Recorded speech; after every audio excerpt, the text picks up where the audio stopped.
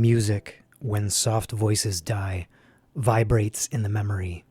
Odors, when sweet violets sicken, live within the sense they quicken. Rose leaves, when the rose is dead, are heaped for the beloved's bed. And so thy thoughts, when thou art gone, love itself shall slumber on. You're listening to CICK 93.9 Smithers Community Radio, broadcasting from unceded Cassia territory of the Gitumden clan, home of the Wet'suwet'en Nation in Smithers, British Columbia. My name is Gavin Smith, and welcome to the Underword. It's a show that explores where the old poets turn up in modern music. And today's episode is Percy Shelley. You were just listening to Music When Soft Voices Die, which was by Percy Shelley. And we'll start off with a thanks to our sponsor, Ranch House Tattoo. And then we'll move right into today's episode. I was reading at one point from the book Percy Shelley, The Major Works, which was from Gibson's Public Library on interlibrary loan. Thank you to Gibson's Public Library. But I may have overstayed my welcome on the due date and had to return it. So now I'm reading from the internet. A little bit about Percy Shelley before we get started. He was born in 1792 in Sussex, England. He was one of the Romantic poets, following some of those we've covered in previous episodes, like William Wordsworth and Samuel Taylor Coleridge. But he did hold more radical political views for his time, including deep distrust of monarchies, religion, and authority figures. In fact, he was expelled from Oxford at the age of 19 for publication of the essay The Necessity of Atheism, which, needless to say, was an unusual view for the time. He was regularly at risk of prosecution for publication of materials considered to be religious or political libel, and his writings were tendered as evidence of immoral character in court proceedings that caused him to lose custody of his children from his first wife after her death by suicide. Incidentally, his second wife, Mary Shelley, was the author of Frankenstein. In 1818, he and Mary Shelley moved to Italy to escape what he described as, quote, tyranny, civil and religious, in England. And then tragically, he died by drowning in 1822 at the age of 29 in the Gulf of La Spezia, Sardinia. So we're going to get right into things with, one of the nice things about this show, bands that I listen to, I would never, if you had told me I was going to be playing the Buzzcocks in an episode about Percy Shelley, I would not have believed you, but I am going to be playing the Buzzcocks. And that's because of their frontman, Peter McNeish, formerly known as Peter McNeish, who, when the Buzzcocks were sort of coming up in the punk scene in the 70s, they were known for a more sensitive style than contemporaries like the Ramones. And when other punk icons were adopting names like Joe Strummer or Johnny Rotten or Sid Vicious, frontman Peter McNeish adopted the moniker Pete Shelley after his favorite Romantic poet, Percy Shelley. I'm going to play my favorite Buzzcocks song, probably their most popular, I would assume, which is Ever Fallen in Love with Someone You Shouldn't Have Fallen in Love With. Here we go. This is the Buzzcocks.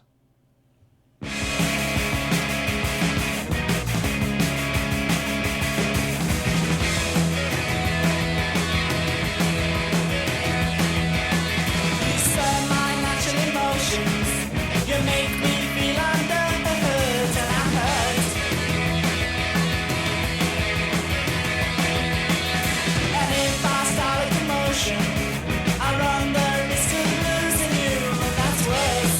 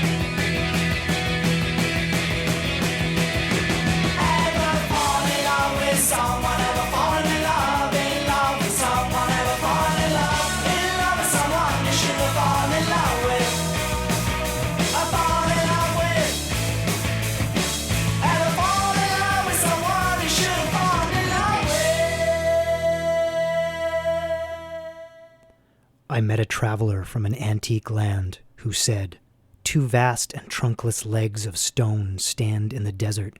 Near them, on the sand, half sunk a shattered visage lies, whose frown and wrinkled lip and sneer of cold command tell that its sculptor well those passions read which yet survive, stamped on these lifeless things, the hand that mocked them and the heart that fed.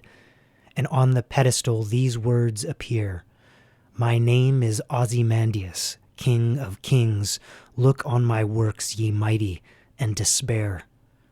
Nothing beside remains.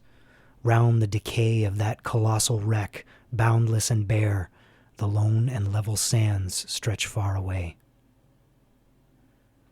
That was Ozymandias by Percy Shelley. Before that, you were listening to the Buzzcocks with Ever Fallen in Love with Someone You Shouldn't Have Fallen in Love With.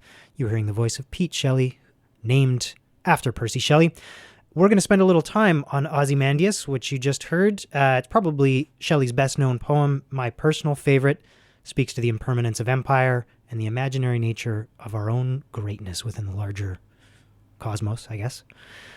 His best-known poem has inspired a lot of songs and a lot of musicians. We're going to cover just a couple.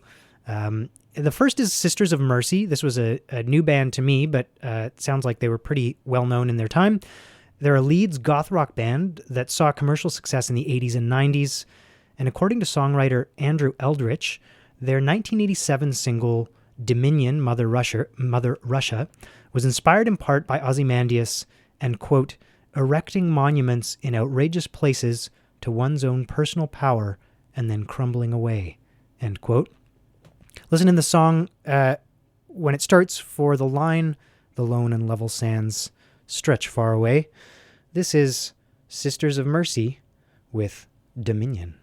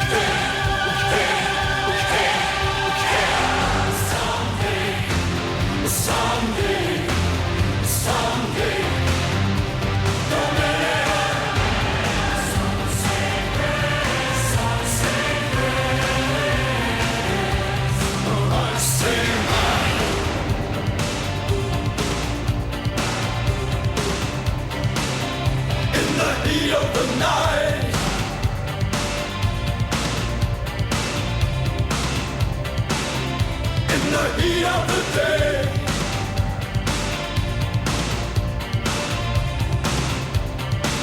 When I close my eyes, when I look your way, when I meet the fear that lies inside, when I hear you say, in the heat of the moment, say, someday, someday, someday, someday, someday, someday,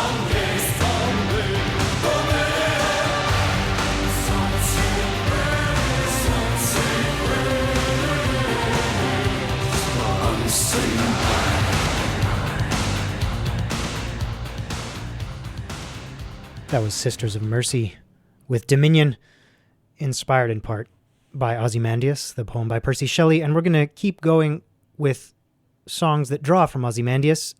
The next one up is Joanna Newsom, who is one of the foremost figures in what some labeled the freak folk movement that rose to prominence in the early to mid-aughts, although I don't think she particularly subscribed to that name of the genre. Her 2015 song, Sapokanakan, refers to the original settlement of the Lenape indigenous peoples in what is now Greenwich Village in New York City, before they were forcibly displaced by the Dutch in the 1600s. The song is in many ways an exploration of the process of colonization and immigration in that place, and its very first line refers to Ozymandias by name, as well as draws on the imagery of lone and level sands. So see if you can catch that line and the reference. This is Joanna Newsom with Sapokanakan. The cause is Ozymandian, the map of Sapokanakan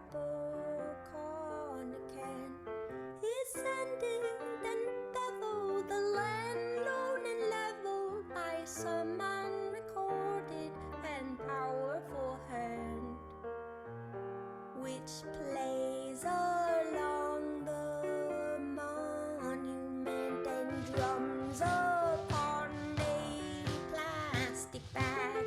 The brave men and women so dear to God and famous to all of the ages rag, saying, do you love me? Will you remember the snow falls above me?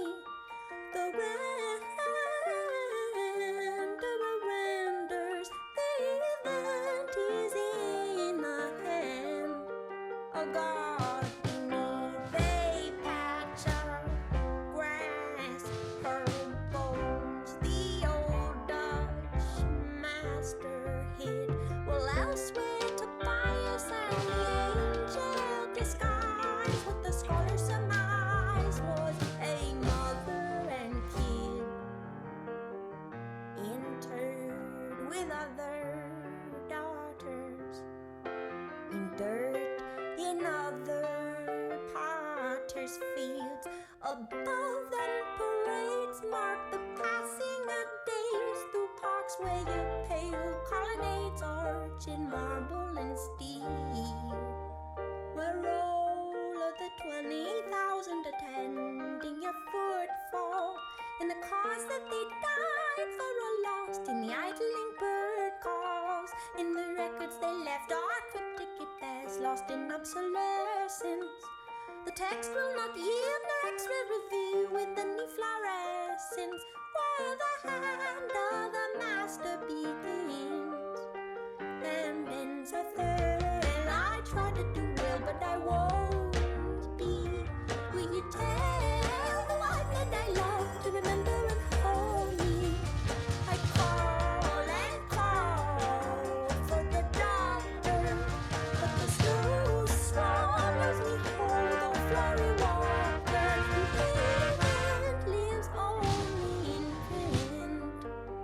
He said, it's alright, and it's all over now, and boarded the plane. His belt unfastened, the boy was known to show unusual daring, and called the boy the disorder men confound in Tammany Hall, in whose employ King Tammany himself preceded John's fall. So we all raise a standard to which the wise and honest soul may repair, to which a hunter 100 years from now may look and despair, and see with wonder the tributes we have left to rust in the port, swearing that our hair stood on end to see John Perry Mitchell depart for the Western Front, where one might count all as young. Go out, away the hunter to decipher the storm and what lies under now. The city is look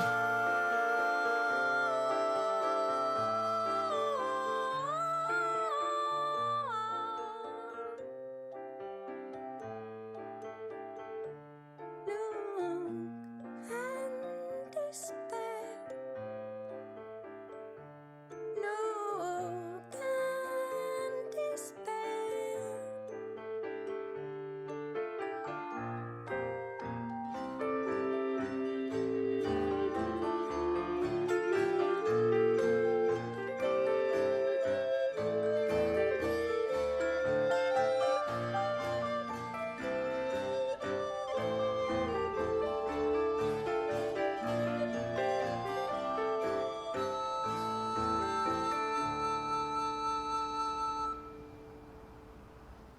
The cold earth slept below.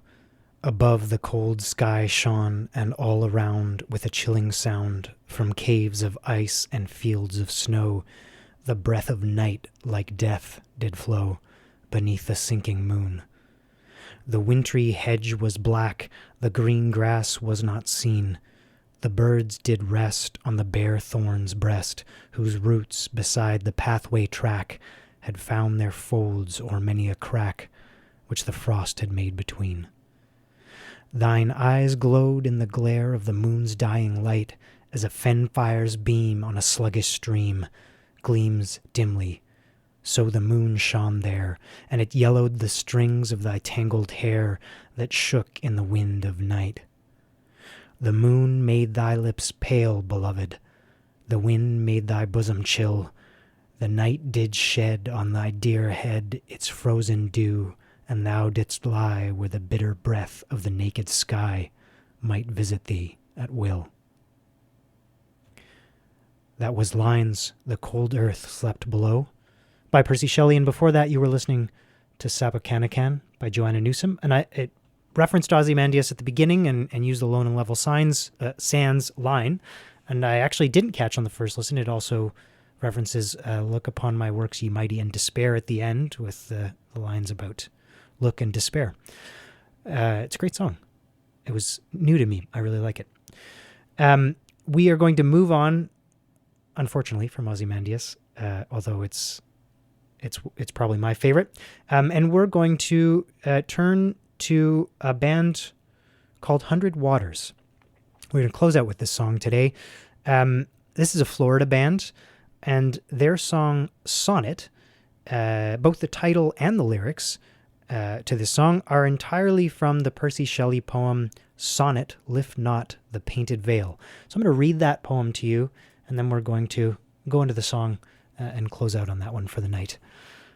This is Percy Shelley with Lift Not the Painted Veil.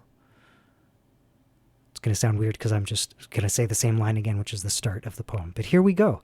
Lift not the painted veil which those who live call life, though unreal shapes be pictured there, and it but mimic all we would believe, with colors idly spread, behind lurk fear and hope, twin destinies, who ever weave their shadows o'er the chasm, sightless and drear.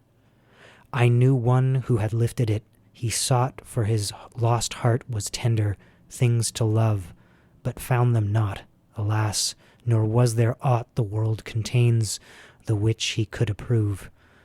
Through the unheeding many he did move, a splendor among shadows, a bright blot upon this gloomy scene, a spirit that strove for truth, and like the preacher, found it not. You've been listening to The Underword with Gavin Smith. Thanks for tuning in to our episode on Percy Shelley. That was Lift Not the Painted Veil. And we're going to close out with 100 Waters and their interpretation of that poem in a song of the same name. I hope you enjoy. Have yourselves a good night.